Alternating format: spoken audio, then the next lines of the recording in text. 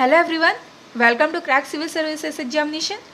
आज हम 14 सितंबर के करंट अफेयर जो कि हमारे प्रीलिम्स के लिए बहुत ही ज़्यादा इंपॉर्टेंट हो सकते हैं, हम उसे टॉपिक वाइज एनालिसिस करेंगे।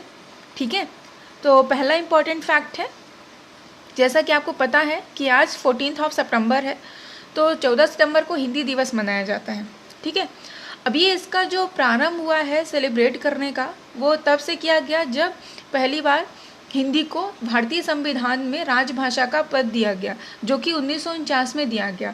तो ये भारतीय संविधान में जो आपने आर्टिकल पढ़े होंगे और जितने भी इसमें पार्ट हैं, तो पार्ट 17 में आर्टिकल 343 है ना, अनुच्छेद 343 में इसे रखा गया है। तो हिंदी भारत की राजभाषा है। ये ध्यान रहे कि भारत की अभी तक कोई राष्ट्रभाषा नहीं है। ठीक है, जो भी हमारे कार्यकारी दस्तावेजों में प्रयोग की जाती है वो हमारी राजभाषा और राजभाषा हिंदी है। ठीक है, तो ये हमें पता होना चाहिए। और साथ ही साथ ये भी पता होना चाहिए कि चीनी भाषा जो मदारिन है, उसके बाद हिंदी सर्वाधिक बोली जाने वाली भाषा होती है। और भारत के साथ साथ ही कई देश है जहाँ हिंदी बोली जाती है, समझी जाती है ना, पढ़ी भी जाती है। तो हिंदी भारत हो गया, पाकिस्तान हो गया, नेपाल हो गया, फिजी हो गया, मॉरिशस हो गया, है ना। तो ऐसे कई देश हैं जहाँ पे हिंदी को बहुत अच्छे तरीके से बोला समझा जाता है। नेक्स्ट इम्पॉर्टेंट फैक्ट है, हाल ही में न्यूज़ में रहा है, आपने देखा होगा FCRA। ठीक है, तो हम इसके बारे में थोड़ा डिटेल एनालिसिस करेंगे, बहुत इंटरेस्टिंग टॉपिक है।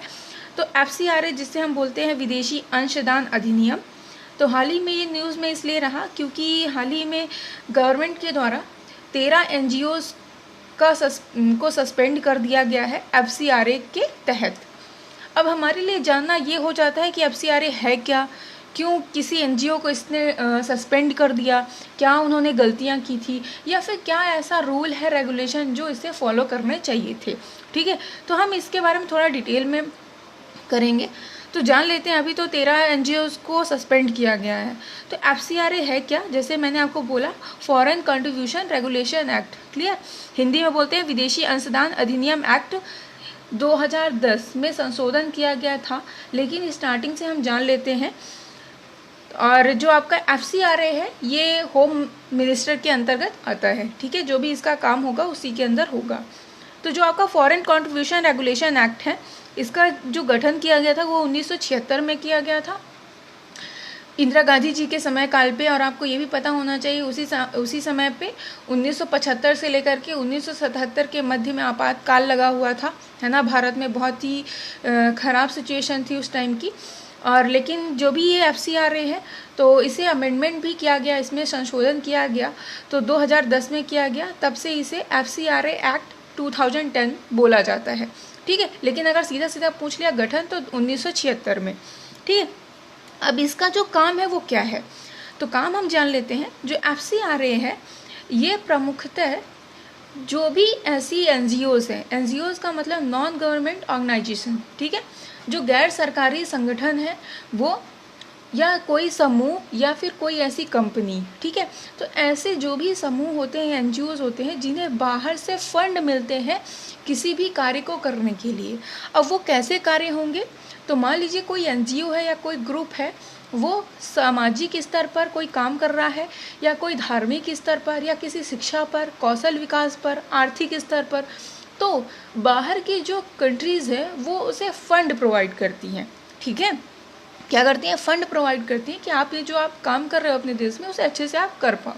लेकिन प्रॉब्लम कहाँ होती है कि मान लीजिए कोई दूसरी कंट्रीज़ जो आपकी फॉरेन कंट्रीज़ हैं, उन्होंने फ़ंड तो दे दिया, लेकिन जो हमारी NGOs हैं उन्होंने नाम दिया है हम सामाजिक स्तर पे काम करेंगे, लेकिन वो सामाजिक स्तर पे काम ना करके किसी अन्य स्तर पे काम करने लगे। ठीक है, नाम तो वहाँ दिया है सामाजिक लेवल पे, लेकिन काम कर रहे हैं धार्मिक पे या आर्थिक पे या किसी अन्य पे, है ना। मतलब सही फंड का सही प्रयोग नहीं किया जा रहा है। तो इसके लिए एक ऐसी बॉडी होनी चाहिए जो इसके ऊपर निगरानी कर पाए, इसे रेगुलेट कर पाए। उसके लिए FCRA को डेवलप किया गया। ठीक है, इतना आपको समझ में आ गया होगा। अब जब ये FCRA का जो गठन किया गया, तो इसमें बहुत सारे ऐसे रेगुलेशन भी बनाए गए जिसे फॉलो करना ज़रूरी होता है। तो FCRA के तहत ये हुआ कि इसमें मान लीजिए ये जो FCR है आपका, फॉरेन कंट्रीब्यूशन रेगुलेशन एक्ट, ये करता क्या है, ये सभी NGOs का 5 साल का रिकॉर्ड चेक करता है। ठीक है, कि आपने 5 साल में क्या किया, मतलब जो आपको फंड दिया गया है आपने उस फंड का उसी लेवल पे कितना प्रयोग किया है या कितना नहीं। अगर मान लीजिए आपने उस 5 साल में उतना प्रयोग नहीं किया तो आने वाले समय के लिए वो आपका कैंसिल हो सकता है, और अगर आपने अच्छा किया है तो आपका आगे बढ़ सकता है। ठीक है, जैसा कि मैंने आपको बताया इसमें वही इस तरह लिखा गया है। और ये जो आपका होम मिनिस्टर है, जो आपका गृह मंत्रालय है, हाल ही में 2015 में इसमें और भी चीज़ें, इसके जो नियम है उसे सख्त बनाने के लिए और भी चीज़ें ऐड की गई जो हमारे लिए इम्पॉर्टेंट हो जाती हैं।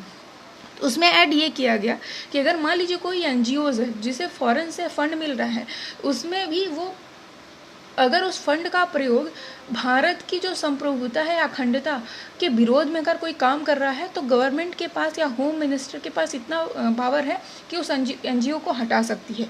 दूसरा, अगर वो कोई फंड कोई कंट्री हमें जो फंड दे रही है तो हमारा कोई NGO उस कंट्री के साथ जो अगर इंडिया के रिलेशन अच्छे हैं तो अगर उस रिलेशन के विरोध में कुछ काम कर रही है तो भी भारत मंत्रालय के पास ये पावर है कि उस NGO को हटा सकती है। तीसरा इम्पॉर्टेंट फैक्ट ये भी हो जाता है कि अगर वो NGO जो फंड लेके आ रही है, मतलब जो फंड दिया गया है, उस फंड का प्रयोग देश में धार्मिक या जो भी सामुदायिक विरोध है अगर उसको बढ़ावा दे रही है, हिंसा को बढ़ावा दे रही है, तभी गवर्नमेंट के पास ये पावर है कि उस NGO को हटा देगी। तो ये 3 पावर हमें पता होने चाहिए। ठीक है, इसके साथ साथ ही और इम्पॉर्टेंट हो जाता है हमारे लिए ये कि अगर मान लीजिए जो फंड दिया जाता है जब किसी फॉरेन कंट्रीज़ के द्वारा किसी NGO को, तो हमारे लिए एक्सेस करना बहुत ज़रूरी हो जाता है। तो इसे ये बोला गया कि अगर आपको जो फंड आ रहा है तो आपका जो बैंक अकाउंट होना चाहिए वो किसी प्राइवेट बैंक में हो या तो नेशनल बैंक में हो, आप कोई अदर नहीं रख सकते हो। और वो जो भी प्राइवेट या कोई नेशनल बैंक होगा उसका एक्सेस किया जाएगा जो हमारी सिक्योरिटी एजेंसीज़ हैं, है ना, रियल टाइम पे, ताकि हमें ये आइडिया रहे कि आपको कितना फंड आया और आपने उसका कितना यूज़ कर लिया है। ठीक है, और एक फैक्ट ये भी है कि 2017 से पहले जो हमारे पॉलिटिकल लीडर्स थे वो भी इसे फंड ले सकते थे, लेकिन 2017 में फाइनेंस बिल लाया गया और इसके तहत ये बोला गया कि जो FCR है अब उसके तहत जो बाहर से फंड आएगा अब पॉलिटिकल लीडर उसे नहीं ले सकते। हालांकि इसमें बहुत विरोध हुआ था लेकिन फाइनली कैंसिल किया गया कि इन्हें नहीं दिया जाएगा। तो पॉलिटिकल लीडर हो गए, ठीक है, या कोई सरकारी कर्मचारी है, जो हमारे जज हैं, है ना, जो हमारे न्यायपालिका के, या फिर जो हमारी मीडिया है, तो ये चारों जो भी ऐसे सेक्टर हैं वो उस फंड का प्रयोग नहीं कर सकते। सिर्फ फंड को NGOs ले सकती हैं, ग्रुप्स ले सकते हैं और कोई कंपनीज जिनका उद्देश्य सिर्फ सामाजिक, धार्मिक, आर्थिक आधार पर लोगों का विकास करना होता है। ठीक है, इतने फैक्ट आपको क्लियर होंगे।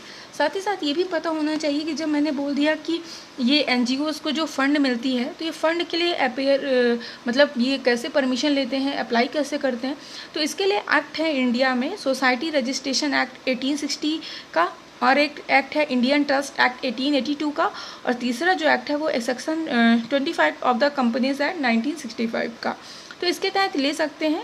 और अगर मान लीजिए कि सरकार ने किसी को सस्पेंड किया है तो वो सस्पेंड NGOs को 3 साल के लिए करती है। ठीक है, और जब वो 3 साल के लिए सस्पेंड कर देती है तो उस समय पे कोई आने वाले फंड का वो NGO प्रयोग नहीं कर सकती, और इसके साथ जो भी उसके पास फंड बचा हुआ होता है उसका सिर्फ वो 25% ही यूज़ कर सकती है। क्लियर? आई होप आपको इतने फैक्ट क्लियर होंगे। Okay, thank you for watching this video.